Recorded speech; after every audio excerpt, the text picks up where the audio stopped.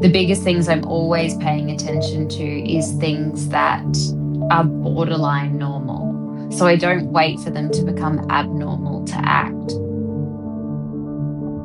In a sick patient, if the glucose is normal, that is abnormal. Because when we're sick and we're stressed, cortisol should rise. So a lack of a stress hyperglycemia in itself is a massive red flag. Normal doesn't necessarily mean normal in emergency medicine, particularly in terms of vital signs. It's just paying attention to the little red flags our patients are giving us before they full-on crash. Every day, emergency vets make high-stakes decisions under pressure, exhausted, overstimulated, emotionally invested, and often running purely on adrenaline. But most people never see that side of veterinary medicine. They see the consult room, the calm voice, the outcome, not the pressure, the cognitive load, the physical toll, or the moments where everything can change in seconds. Today, I'm joined by emergency and critical care veterinarian Dr. Brooke, whose work online has given people a rare behind-the-scenes look into what this profession actually feels like. From emergency procedures and clinical instinct to burnout, resilience, dangerous moments, and the hidden realities of life in the ECC. This conversation is about this side of veterinary medicine that most people never get to see. Welcome. Thank you so much. Welcome to the Pause and Think podcast. I'm so grateful. Thank you so much for taking the time to do this. I know that you have an incredibly demanding job. So I'm really looking forward to this conversation because I think there is so much about emergency work that people never truly get to see or understand. So thank you. No, happy to have a chat. That's great. So I suppose before we get into the whole emergency work itself, one thing I think you do incredibly well online is make the whole veterinary scene feel really real rather than this whole polished or idealized kind of setting. Is that the intention, just to be able to give people a true insight into what we do as professionals? Yeah, I think it's something that, it was never an intentional choice. When I first started social media, coming out of vet school and through the internship journey, it was just something that started to become very, organic. I was sharing exactly what I was experiencing, exactly what I was feeling, and, all the challenges of this wonderful profession. And that really resonated with a lot of people. And so I've just continued doing it. It's great. And it just clearly is resonating. You share a lot of practical clinical content and behind the scenes, obviously, insights. What made you start sort of opening up that world publicly? I think that I could see, I was so lucky in my new grad, career to have such incredible mentors and such incredible support and teaching. And to then hear that my friends and colleagues had not had that experience and not have that person to call at 2 a.m. in the morning, it really showed me that there was a need and a want for those practical tips and tricks and information. So then I just started sharing, this is how I manage this case, and this is, how I would approach this tricky situation, just to try to be that person for someone else, really. Oh, that's super inspiring. I think, we all want that mentor when we start out. And I think the benefit of mentorship, I'm sure we'll get to and we'll talk about, but it's so valuable. And now the ability to be able to access so many people online is great. So it's got a real advantage of not feeling so alone. It's such valuable content. I couldn't agree more. I think this whole social media world, as challenging as it can be sometimes, it really does help us feel less alone in the things that we're experiencing. Yeah. So, I'm reflecting back, obviously speaking to you today about my time doing emergency work. And what I loved about emergency medicine and critical care here in South Africa, but in particular having done some work in the UK, is just the whole unpredictable nature of it. Walking into a shift, having no idea what is to come through the door. But interestingly, I also think the GP work can be really stressful, but in a different way, because you start the day with a fully booked schedule, under time pressures. The day, is sort of set up for you, and then you'll have a walk-in, and it can actually inevitably be just as stressful, in my opinion, as emergency work. Do you think different areas of veterinary medicine sort of attract different personality types? Is that something that you've discovered? I mean, you always hear that old, ADHD people are always drawn to emergency medicine. I mean, that's not the case in my situation, but I can definitely see it in a lot of my colleagues. But I don't, I don't know what it is about emergency for me that really drew me to it.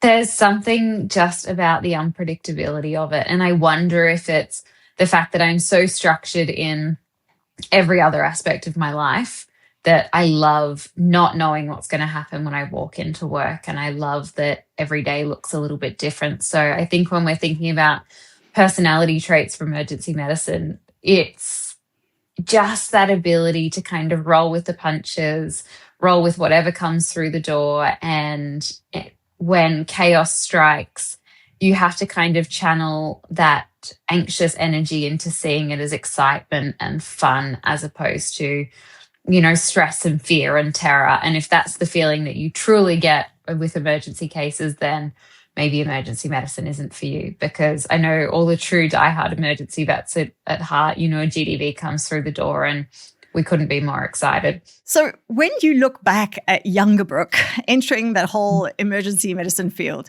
what do you think you underestimated the most? I think the biggest thing I probably underestimated about the emergency medicine field was night shift and the toll of night shift. And I wish I'd probably taken better care of myself in those early years. I don't think it necessarily would have changed me working in emergency, but if I'd known the potential health ramifications and the risks associated with night shift earlier, I think I probably would have been much more diligent in, making sure I had good nutrition on shift, that I was sleeping well between shifts. I think that would have informed a lot more of my choices. Because I know when I was, 22 working in emergency, I thought I was bomb proof, and I would work, 4 shifts in a row. There'd be 16-hour shifts. I'd get 6 hours sleep between, and I'd just roll with it and, live off caffeine. And it was the best time of my life. And my body cannot do that now. And I understand why. And I also understand why potentially those actions were probably a little bit self-destructive in some ways, and I probably should have been taking much better care of myself.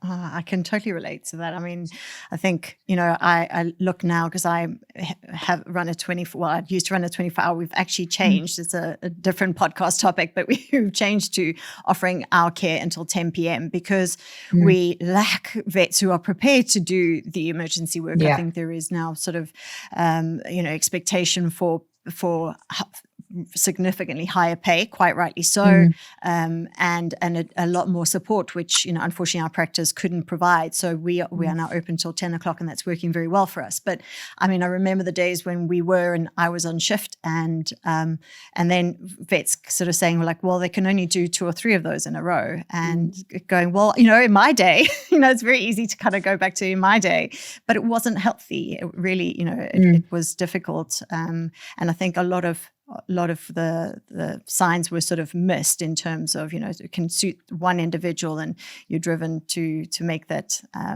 beneficial in your circumstances. But like you say, the long-term health benefits, and certainly at this age, I would not be able to do it. Yeah. So what were some of the red flags that told you needed to look after yourself better, and what changed? I mean, I think it's something that naturally comes with age as well. Like, I've been doing night shifts in emergency medicine for 9 years, and I've been doing, almost 100% night shifts and afternoon shifts and late evening shifts for those 9 years. And I think it wasn't until kind of 3 or 4 years ago that I dropped down to just 2 nights in a row, because my recovery time post, a run of 3 night shifts were just too huge. It would take me 2 or 3 days to, kind of come out of that night shift and feel like myself again and have that energy level back. And I find that only doing 2 night shifts now, I, rot on the couch for a day, and then, the next day though, I'm completely back and, I have my energy and the routine is normal. So I think that are forced to listen to your body. And if you are taking too long to kind of come out of that night shift and recover, it's much more difficult. And the other hard thing, I think, is swapping from, night shift into a day shift, and then, moving your body clock as well. That's really, really challenging. And for me, I used to get really bad like anxiety before an early morning shift. I'd be awake until kind of 2 or 3 a.m. tossing and turning because I don't know, I was stressed. I was going to miss the alarm. I was going to sleep through the alarm, or I wasn't going to get good sleep, and then I'd be tired for work. And it just got to the point where I couldn't do day shifts anymore because I just would not sleep before a day shift out of pure stress. And that in itself, I was like, this is not healthy.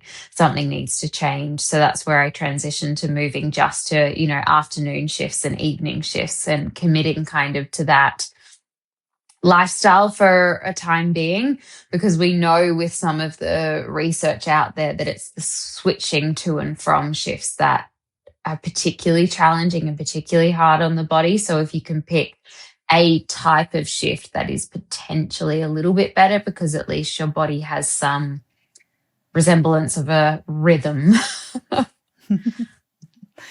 Absolutely. I totally agree with you. And I think, trying to sustain that, work a night shift for a week or for a few days to day shift has been seen and has been proven to be, particularly difficult. In fact, just picking, one shift and sticking with it probably suits most people, like you say, just from your body anticipating what it's expected to do when it's expected to sleep.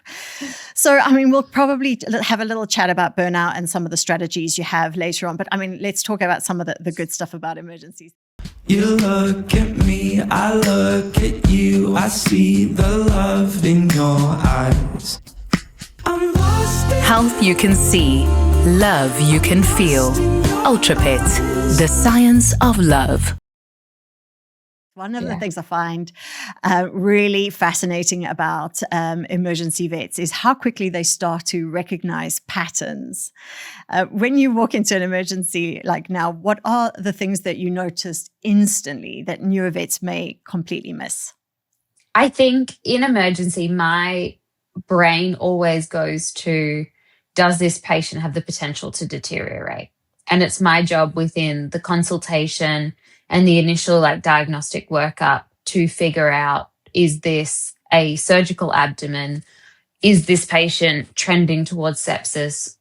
Do I need to have more serious conversations with owners? And when do I need to escalate care? So my brain is always looking for those little indicators of, when is that going to happen for, a particular patient? So the biggest things I'm always paying attention to is things that are borderline normal.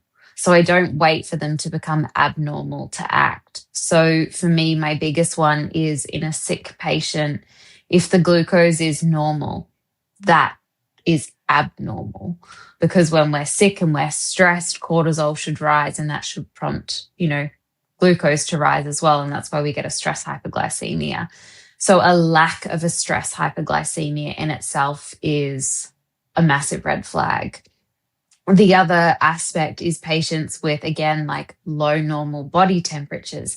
If they're a HGE and their temperature's sitting at, 37.5 degrees, and you're looking at them and they're producing huge amounts of diarrhea, that's a concern that maybe this patient is fluid underloaded. And do we need to be, taking a blood gas, checking a lactate, checking a blood pressure? Does this patient need a fluid bolus? So again, normal doesn't necessarily mean normal in emergency medicine, particularly in terms of vital signs.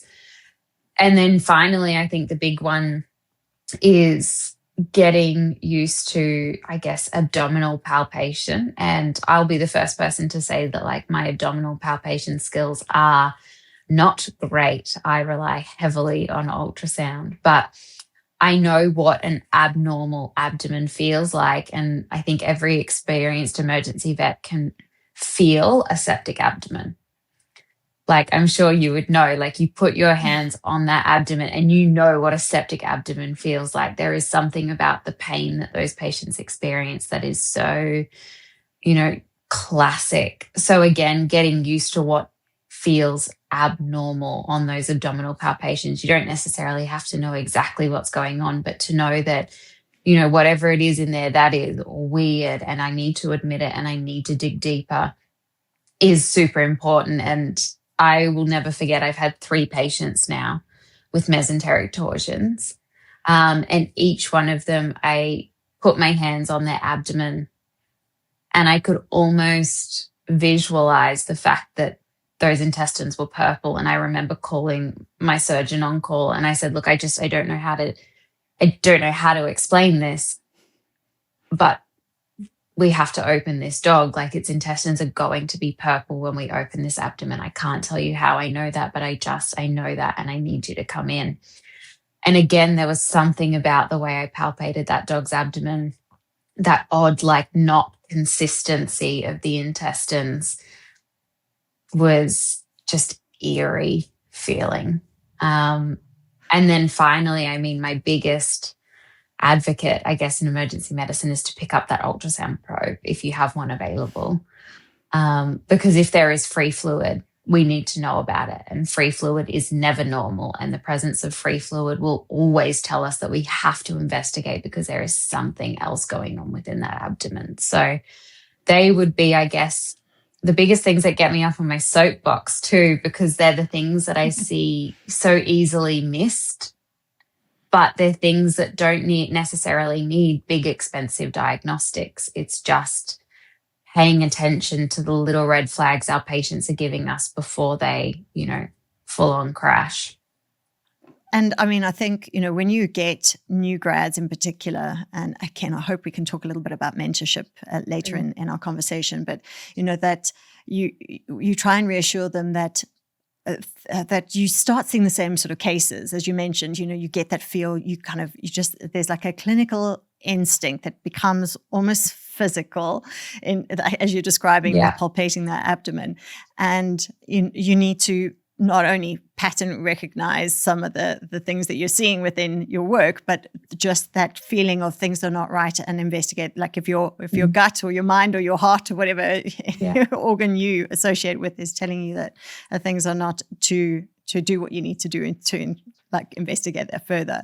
How do you support the new grads, the ones who are feeling that they are not necessarily skilled enough to be alone doing this kind of emergency work? Because it is, unfortunately, the nature of it is that these kind of cases come in and you feel that you're on your own. What's the best way of getting into this work? I mean, it's challenging, and emergency work is never something that I would advocate for new grads or recent grads or even experienced vets go into without some form of support, particularly new grads and recent grads. Like, if a job is saying, look, you've got sole charge within the first 6 months, that's an immediate, that job probably isn't, a great mentoring situation. And yeah, it's hard. I think you rely on your nurses a lot.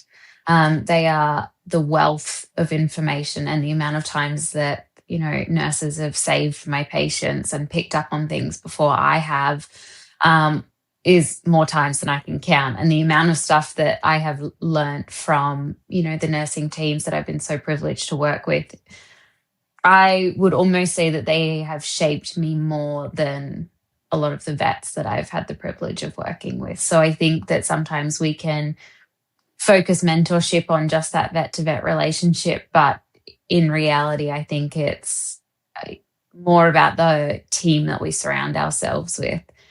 The other thing is relying on owners as well, because if owners come to you and say, hey, look, I really think that there's something wrong with my dog and this isn't normal, there's a reason they're saying that, and they know their pet better than you do. So stopping and listening and paying attention to that and hearing their concerns is really important, because that ultimately will help you from missing things. And then finally, I think it's knowing, and I mean, I still do it too, who are you going to call, and having a abundance of resources, I guess, at your fingertips of if things... Are we allowed to swear? I was like, if Yes. things go to shit, if things go to shit, who are you going to call? You know, who is that person that you're going to rely on? And for me, I have, you know, there's vet clinics open in the same city that I'm working in. So I will call one of those clinics for advice and I will talk to one of their vets on the other side of the phone. I will have, you know, thankfully, like the internet is such a great resource, Vin, all of that sort of thing. So making sure that if I work in a practice, that the practice has access to all of those incredible resources so I can go there and look it up or have textbooks as well. And then finally, finding resources and guides that are useful and relevant to, you know, the situations that I'm in. So, you know, I rely very heavily on my membership notes to help guide my decision making these days. But when I was a new grad, I was using, you know, the mini vet guide by Dr. Gerardo. I know that that's probably famous all over the world. That was my Bible. And I think I've gone through 3 or 4 versions now. They just get so tattered and well used in my bag. And I mean, that's what prompted me to create my own emergency guides as well for new graduates, because I wanted them to have access to those resources that might be helpful as well. But definitely having those 3 things of who can you call, where can you go to for help in terms of resources, and, you know, having your own little mini vet guide or, you know, ebooks and digital resources at your fingertips when, you know, things do go to shit and you need help. And I mean, you are appealing to a lot of people. You are appealing, obviously, to owners who want to understand things better. It's great that they get an insight into the work that we do. You're appealing to the whole vet community. I mean, there are things that you've shared that are really interesting, practical tips online about handling, blood collection, and general patient management. I mean, for example, just for the interest of my listeners who I'm sure will go and look you up and see what I'm talking about, I came across one of your reels about where you take blood samples from. Do you mind sharing the content around or the thought process around that? Because it actually made me go, oh my goodness, you know, some of the things that, I mean, I'm not working in clinical work anymore, but some of the things you go like, I cannot believe that I wish I'd had access to this, because I cannot believe that I did that for all that time. And it makes so much sense. So please share with so that I don't take your story away. I mean, absolutely. There's so many little things that we do that becomes subconscious. You know, the big ones for me are the cephalic veins, and cephalic veins are for IV catheters only, because veins in emergency medicine are such like a valuable commodity. You want to preserve all the veins just in case you need them, or that patient is going to go septic and then suddenly you're going to be desperate to have any good working vein. And oddly, because of that, and because of our patient subset, I don't go for a jug catheter, a jug stick very often, because again, I just never know which one's going to have like a sneaky coagulopathy, or one of them might need a central line. So again, I want to preserve that vein as best I can. So more often than not, I'll be doing a lateral saphenous stick in a dog to, you know, run a Chem 10 or whatever, and then a medial saphenous in a cat. 2 really easy veins that I think underutilized. And one of my favorite things that a brilliant nurse taught me was, when you go to try to find where the jugular vein is, you look for where the change in fur is, where the fur changes direction. And if you clip there, then 9 times out of 10, that's going to be where the jugular vein is, which I just think is amazing and so convenient for us. And it's just all the other little things, like I very rarely go to palpate veins these days.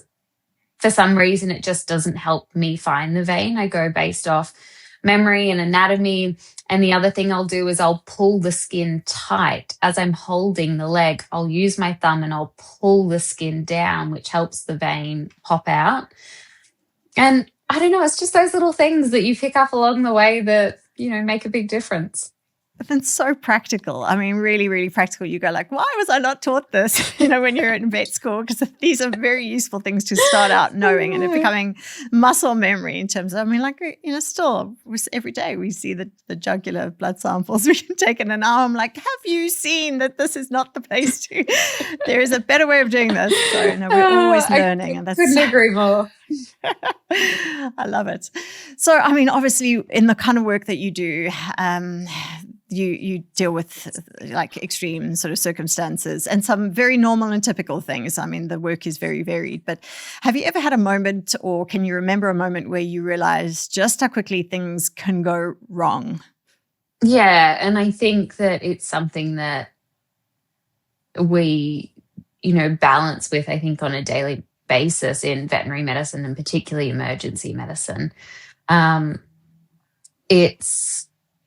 It can be, an owner's perfectly normal day and then a dog slips the lead and, suddenly it's a car accident and, they're having the worst day of their life and they come into the clinic. And I think it can change in an absolute heartbeat. And even, little decisions that we make and little clinical errors and, pressing the wrong button on a fluid pump and then suddenly the patient has had a whole vial of fentanyl. And you're wondering why the dog is lateral in the cage. And luckily it's a reversible medication and you can get naloxone and you can fix that clinical, mistake. But yeah, it can change really, really quickly. And it's terrifying sometimes. And very humbling. And I think, very humbling. The difficulties, obviously, the internal desire to try and cover up these mistakes or feel that you are, not, you're doing things wrong and this is something someone else would never have done. And actually, some of the conversations that you've had or some of the content that you put out is just to also remind people that we are human and that mistakes do happen. Before, mental health definitely is a big topic. There's no doubt about it. And I speak to a lot of veterinarians about it. But one thing I haven't spoken to vets about is really how much we underestimate how physically demanding veterinary medicine actually is. Is that something you found? Absolutely. My body is not the same as it used to be. I'm not old, but I'm old, I think, for vet med for sure, and particularly for emergency medicine. Sometimes I feel ancient. And it's funny, I think I was talking to a physio the other day and I was in consult with him and I was doing a blood draw on the medial saphenous and I was on the floor on all fours, upside down like this, holding the vein up myself and then drawing the blood. And the physio goes, "Is your back okay?" And I was like, "Look, I'm going to be honest, it's really not." And we laugh about it, but I have, a very dear friend and a colleague off work at the moment because of a back injury that she likely sustained as a result of, working in this profession. And it's really scary and it's really debilitating. And I think that just emphasizes the importance of us taking care of ourselves outside of work. And, a lot of people might not necessarily like exercising and like going to the gym and whatnot. And, that is fine, totally fine not to do it for like a fitness or a weight loss perspective or muscle building or whatever. But purely doing some sort of physical activity outside of work so that you can show up at work to be able to function at your best capacity, I think is so important. And I realized this, truly when it was me and 3 other nurses and we were overnight. It was like 2 a.m. and me and all of these are like, we're tiny, we are under 170 centimeters. And I don't think all of us combined weighed more than a couple of 100 kilos. And we had this 100-kilo Irish Wolfhound come in that was collapsed. And you just look at that dog and you look at the, 3 or 4 of us who were there. And between us, this dog weighed more than any one of us. And it's just in that moment that you go, I don't really have a choice at not going to the gym or lifting weights or, looking after myself and looking after my body, because my patients need me to be physically and functionally fit to be able to do this work. So it's about not putting ourselves in stupid positions, but also making sure that we show up to work being able to do the job. And that means looking after ourselves outside of work and doing some form of physical activity and, core stabilizing, and, exercise to protect our backs first and foremost. Backs and knees and necks. Yeah. And Yeah. the aging body needs attention. So obviously the mental side, let's touch that. The constant cognitive load, the decision making, where actually the consequences matter a lot. Yeah. What does that actually feel like day to day? I think to really think about, that cognitive load, it's so different now, being in the industry for 9 years compared to as a new grad, and the challenges I have now with cognitive load are so different to when I was a new grad. I mean, when we're a new grad, we are faced with all of those micro decisions around, this dog is vomiting. I want to give it an anti-nausea. What anti-nausea do I give? What dose? What route? What time interval? So we have those decisions that we have to make. And that in itself is super challenging and super hard, but that becomes normal after a year. And all of those micro decisions then become ingrained. So then now that cognitive load and that decision fatigue is very, very different. I think we get to this point and we are lucky that a lot of the decision making becomes second nature. And a lot of the decision making and owner communication is easy and it flows. But it definitely was not always like that. And now the decision fatigue just shows up in different ways. I think that with more experience, you have greater understanding about the potential, challenges or consequences of cases and decisions that you make, and you have a greater understanding of what can go wrong. Whereas, placing nasogastric tubes as a new grad, I was like, oh, this is easy peasy. This is no worries. Place a nasogastric tube, draw out the fluid, off we go, done. No worries in the world. But practicing now, I've seen, mistakes happen with nasogastric tubes where they've been placed down the trachea and into the lungs, and that patient died. And, not with me, but, with colleagues, and, seeing what happens as a result of system errors and taking that, very cranial radiograph of the top of the neck to ensure that the nasogastric tube is definitely in the right tube. But as a new grad, that was never on my radar, but now it is. And now placing nasogastric tubes terrify me. And I'm always doing it in X-ray, and I will take an X-ray once I'm in kind of the cranial thorax, and I will make sure it's in the esophagus before I introduce it further. And so then I think, the decision fatigue and the cognitive overload just show up in different ways because you're worried about more things. And I think naturally as we, progress through clinics, we then, potentially take on a bigger caseload, and then we take on training interns, and all of those things are wonderful, but they add to the plate. And it's hard. It really is. And that's when you have to just take some time off the floor, I think, and, go make yourself a cup of tea or go do some deep breaths, and just refocus and recenter. And my biggest thing that I have to keep an eye on is that I don't let intrusive thoughts kind of get in the way and make me spiral, particularly when I'm doing, procedures.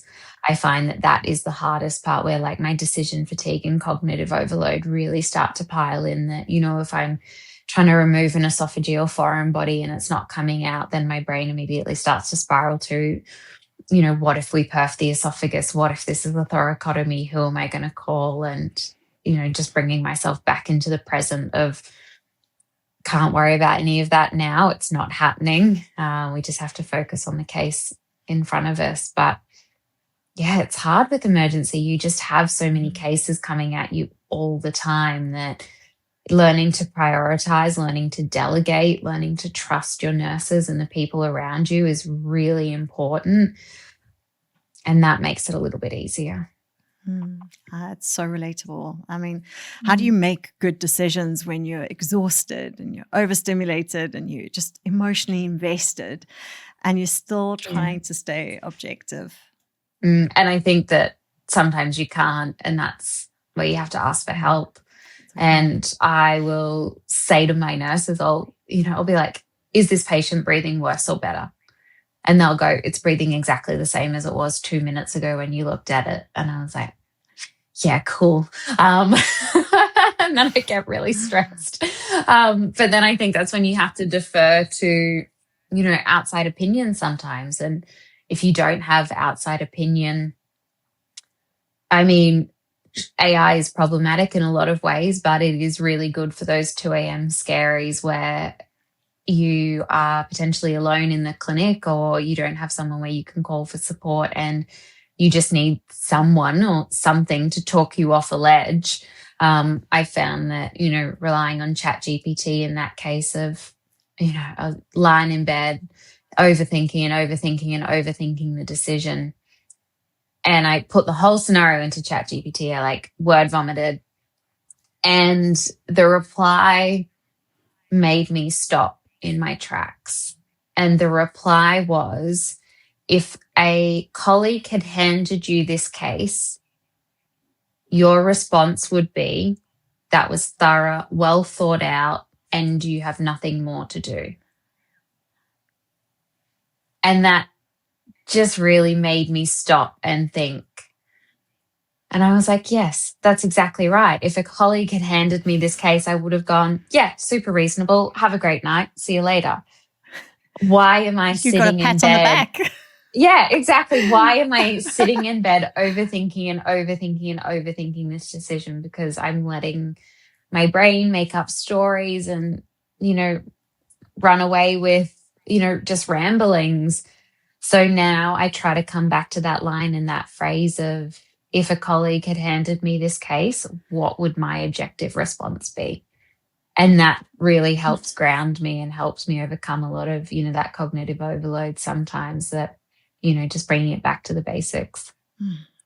Thank you for sharing that. I mean, that is just, that's a great reflection. I mean, if we can chat, I mean, what do you feel separates people who can sustain long careers in this field from those who struggle to stay in the profession? I think that I am very lucky in the fact that I love this job. And I am very aware that there are colleagues and friends who like this job. And I think they're two very different things. So I'm very grateful in the fact that, I don't want to go to work every day, but for the most part, when I'm at work, I enjoy it.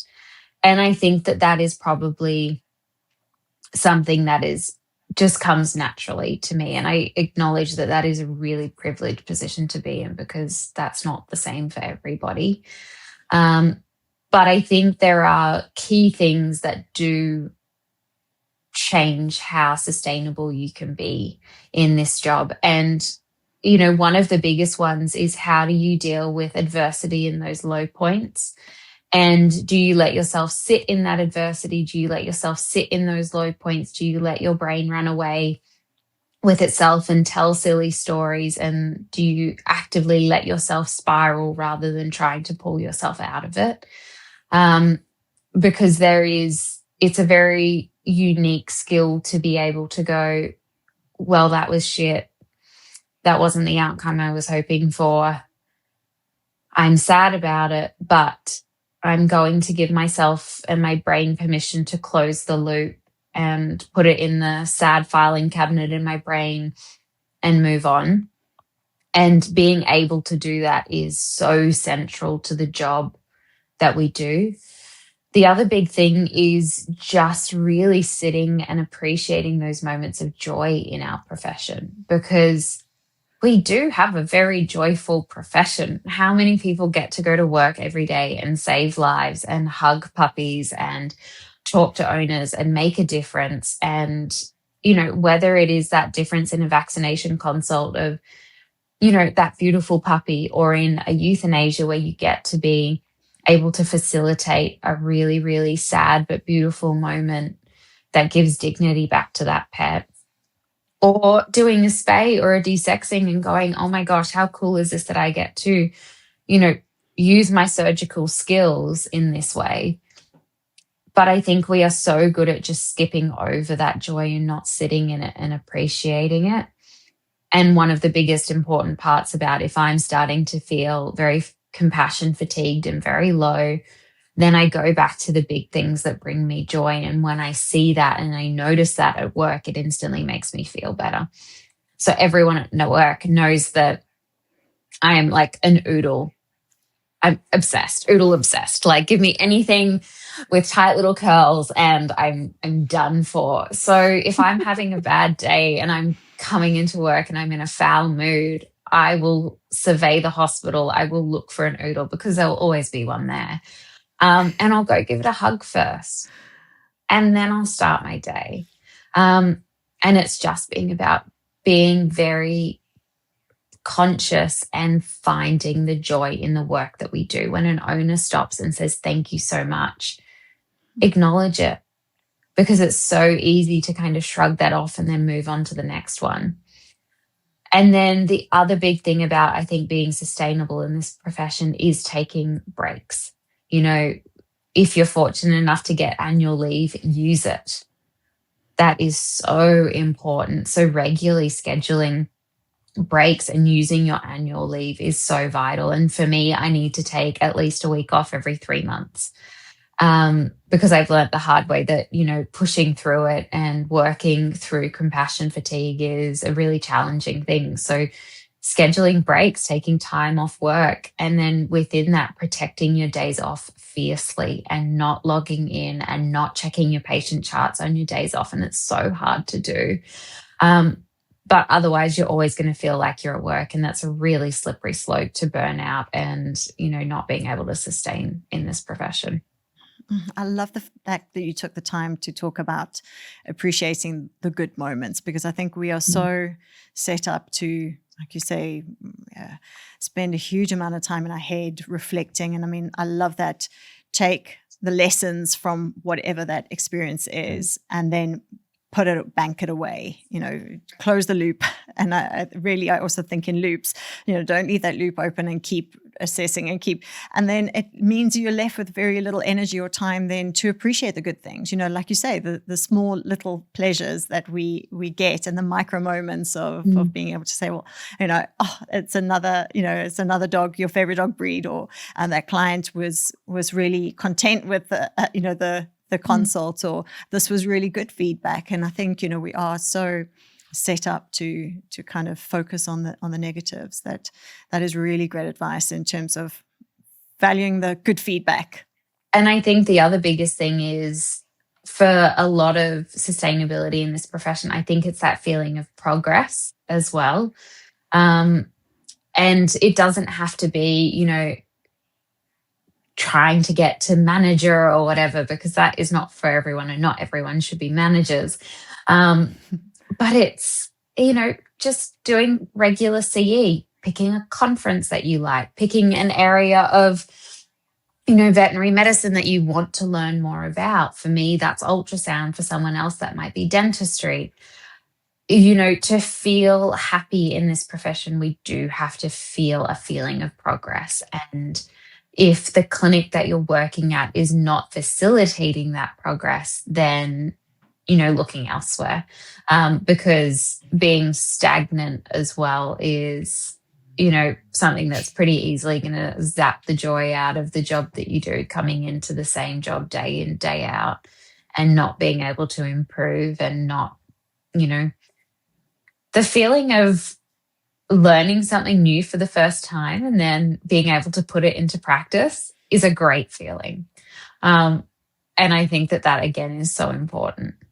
I totally agree with you. And I mean, it's something we definitely encourage in our practice is, you see something, you're interested in it already, that you want to go and do the further advanced studies or just to try and get the caseload. I mean, as soon as we know someone's gone on a CPD, we're like, suddenly all that work starts getting shifted their way. So it supports them in nurturing an area that they're already interested in. So it's a win-win situation. I mean, if you're doing work that you're enjoying and you're like you say, you're learning and you're actually gaining and you're progressing, it's very fulfilling. And I think it's so important to find a practice that supports that.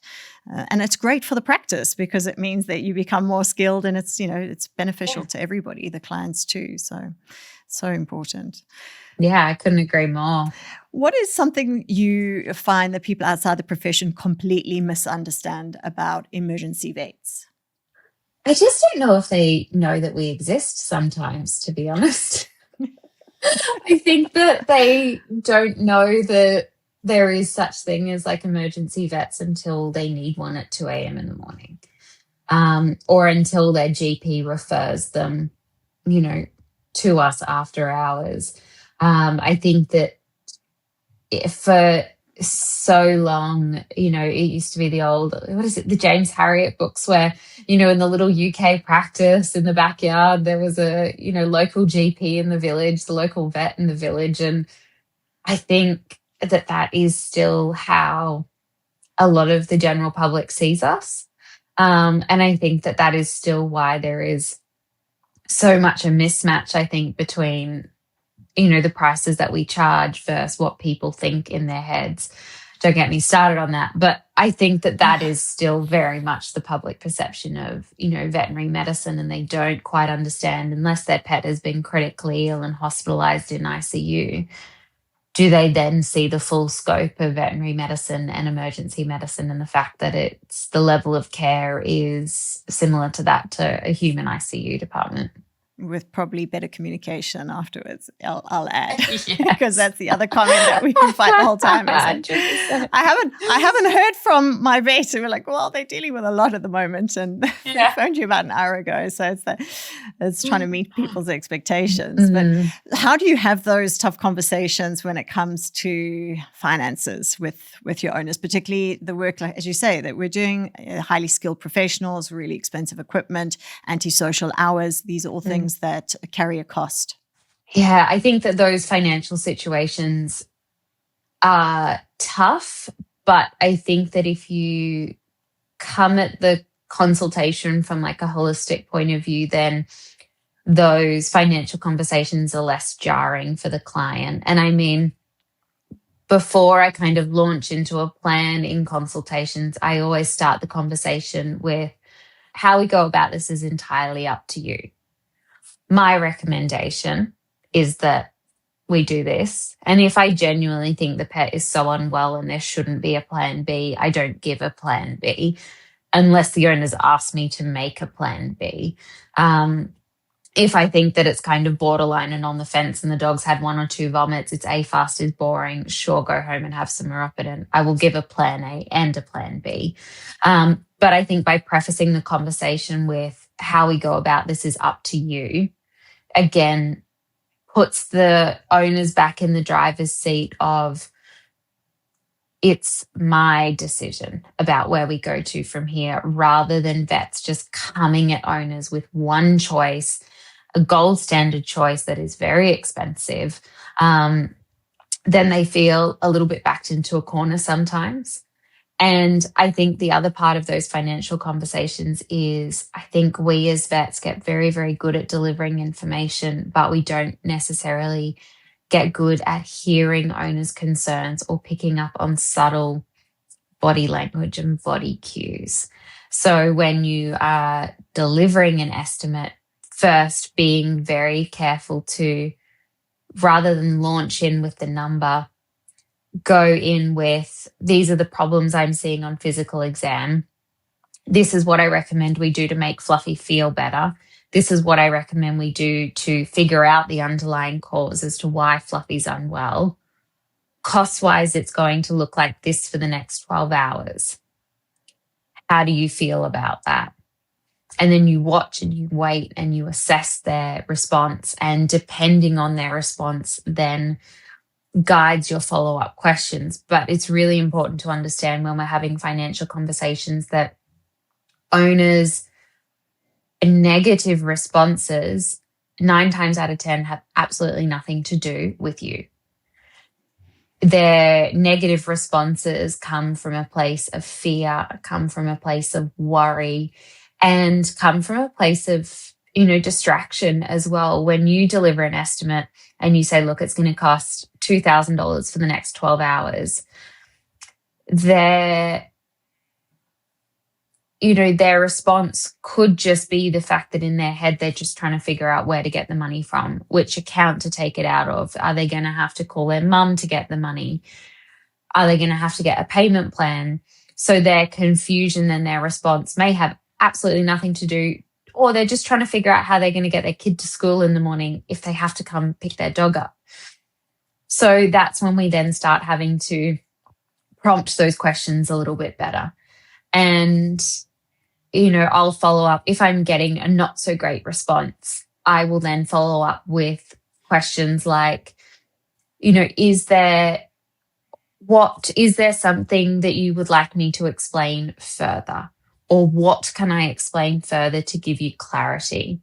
And then if it's not kind of a fact problem, then I go, is there a financial limit that we need to be respectful of? It just helps me create the most effective treatment plan possible. And then I'll follow up with and go, I can tell you that, understandable, like that is a lot of money. It's so normal to be stressed. What can I do to kind of help ease this situation? Or what can I do to help make this situation easier? Or often I will ask owners, what would you like me to do to help?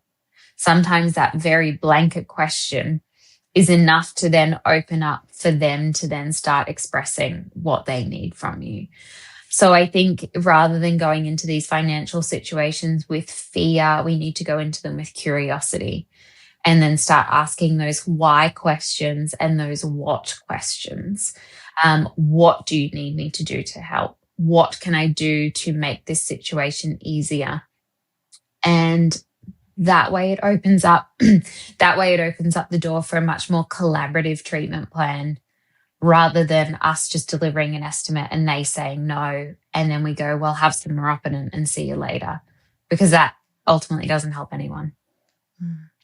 And how frequently do you see owners say, do everything, and then when things don't necessarily go to plan, obviously we all want the same outcome of a positive, that they then have that regret, and then the finances become a problem?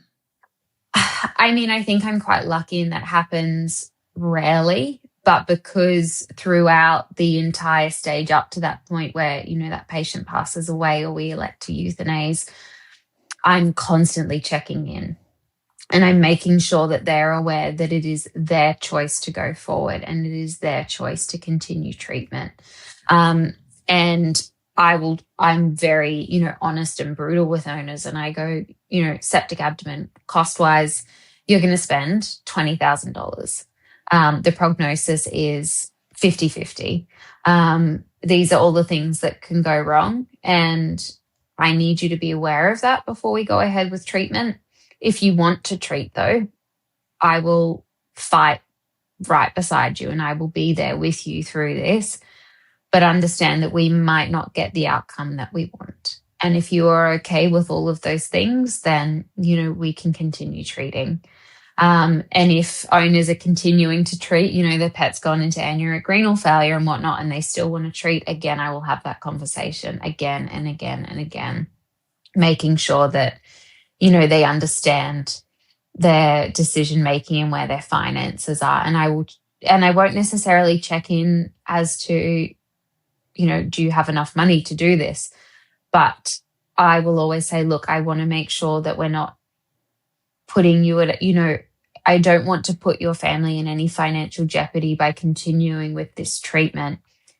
And then we need to then start changing the conversation. If I'm getting vibes that, they actually don't have the money, then we need to change the conversation and make it not about money, because it usually isn't about money at that stage. It's the fact that they don't want to give up, or they feel guilty for giving up because they don't have the funds. And that's when we need to change the conversation more about all the money in the world may not save them. It's not wrong to say goodbye. I support you. It is okay to say goodbye in these situations. So then we can not necessarily manipulate the conversation, but we can change the tone of the conversation to take money out of the equation so that they feel like they have permission to make the decisions that they need to make. And then I think finally in those situations, setting expectations is so important. And hearing that from multiple vets sometimes is vital. And I think pyrexic cats is the classic scenario.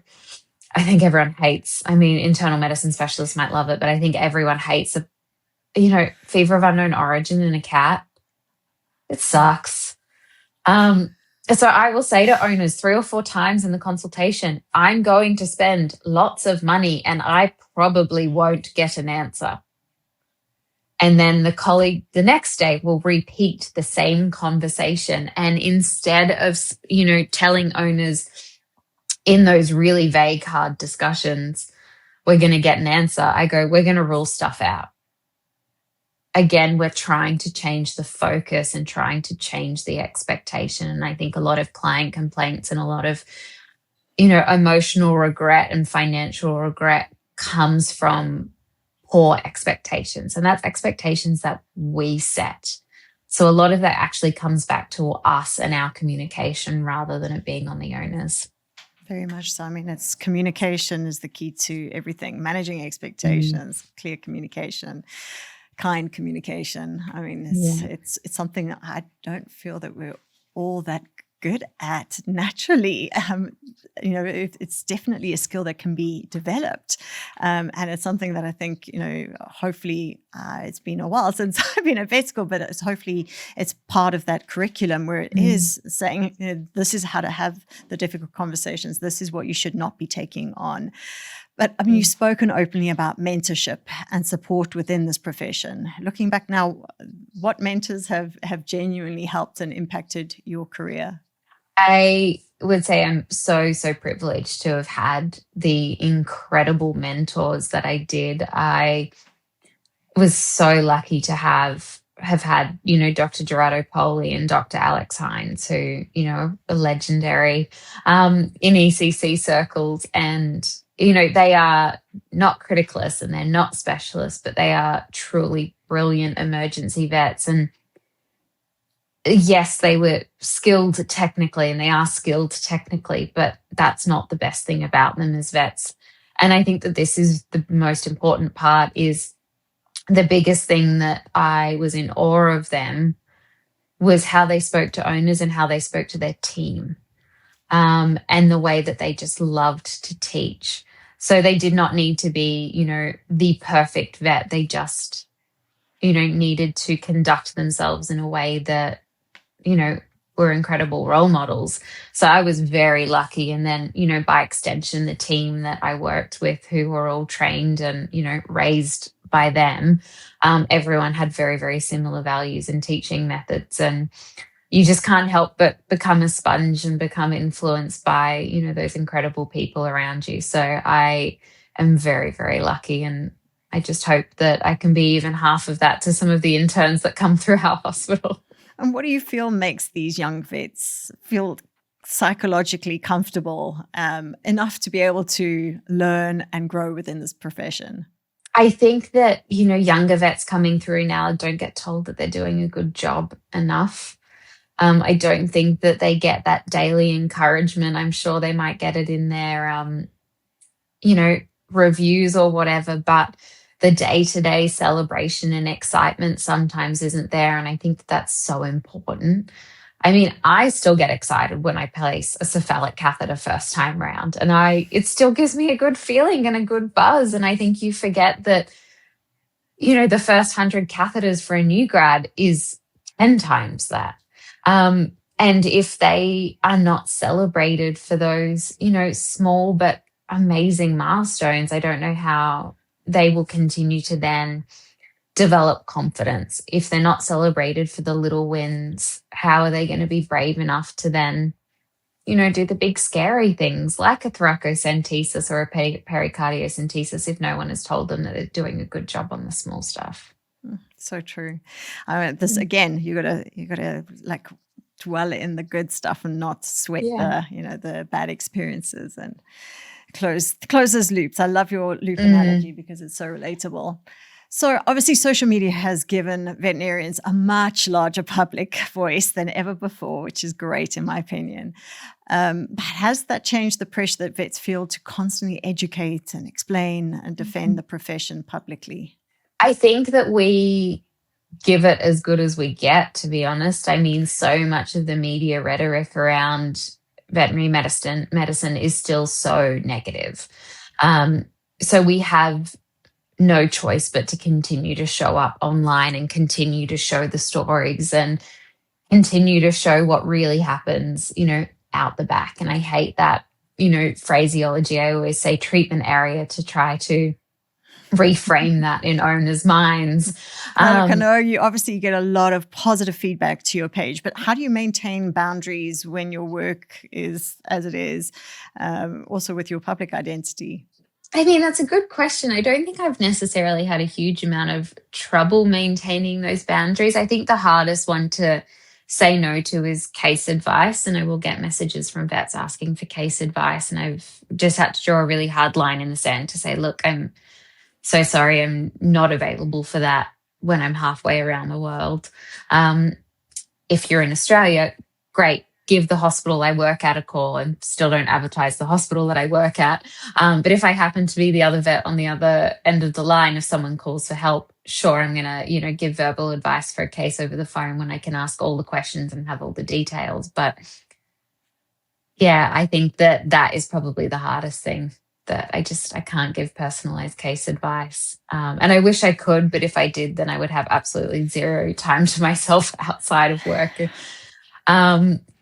But I think aside from that, I'm very, very grateful for this beautiful community that we have online and that I've been able to foster online, and that they are so respectful as well of time and space. And I think that also says a lot about maybe the information that I'm putting out, that the content is factual enough that they don't feel the need necessarily, I think, to always ask follow-up questions, which is good, because at least then I'm putting out content that's really useful and is hitting the nail on the head in terms of exactly what people need to hear. And yeah, so that's useful. No, it's excellent. And I mean, as you said, you have to have boundaries because there is a capacity issue. You cannot, like you say, maintain a resilience and get your downtime as you need it, particularly in the work that you do. And finally, I mean, I've taken a lot of your time, and and I don't know whether you're doing a shift later, but you obviously need your recovery after this. Me too. I could go on and on. What do you think after like all the experience that the emergency medicine field has taught you about pressure, about people, animals, resilience, and yourself? What matters most to you now? I would say the biggest thing that matters most to me now is continuing to create an identity in a life outside of veterinary medicine. And I know we've just spent an entire podcast talking about veterinary medicine, but I think that it is so important for new graduates to understand that we are so much more than our title and our degree. And I mean, it was particularly hard for me to wrap my head around, because I spent the entire time since I was, 5 years old wanting to be a vet. I spent my entire high school career studying so I could get into vet school, got into vet school, dedicated 5 years of my life to graduating, becoming a vet, became a vet, got my memberships, and then looked around and decided that I didn't like the path that I was on. And it was just a very career focused path. So then I packed up my bags and I moved states for a boy. And I fell in love and I chose that path instead. Giving up, a hospital that I deeply loved, but a hospital that, you can't come home to at night. So for me, creating a life outside of the clinic was so important, and finding other things that fuel me and drive me and things that bring me joy. So I think that preserving our days off with fierce passion is probably one of my biggest pieces of advice. And it sounds selfish, but if a clinic is saying, oh, look, can you come in and cover this shift? It's not necessarily a you problem. If you have the capacity to, amazing. But if you genuinely don't have the capacity to come into work and there's an open shift, don't feel the need to fill it, because your life outside of work is just as important as the work that you do in the clinic.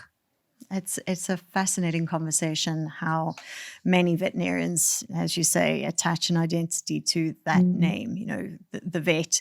And if that is ever taken away, or at the point of retirement, that thing of like, well, you know, when you look back, how are you going to reflect on your time? Are you going to know yourself?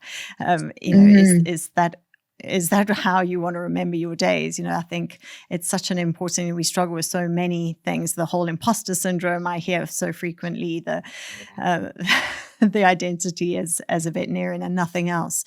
And it can be, as you say, so important to just recognize that and actually build a life outside of your work. So it's really important. It's great guidance for young veterinarians. I mean, I had a retinal detachment probably 2 years ago now, and I was on shift, and then suddenly I lost vision in one of my eyes. And I was in emergency surgery the next day, and then I needed to take 4 weeks off work. And then it was a long transition back into like wearing glasses and being able to see properly again.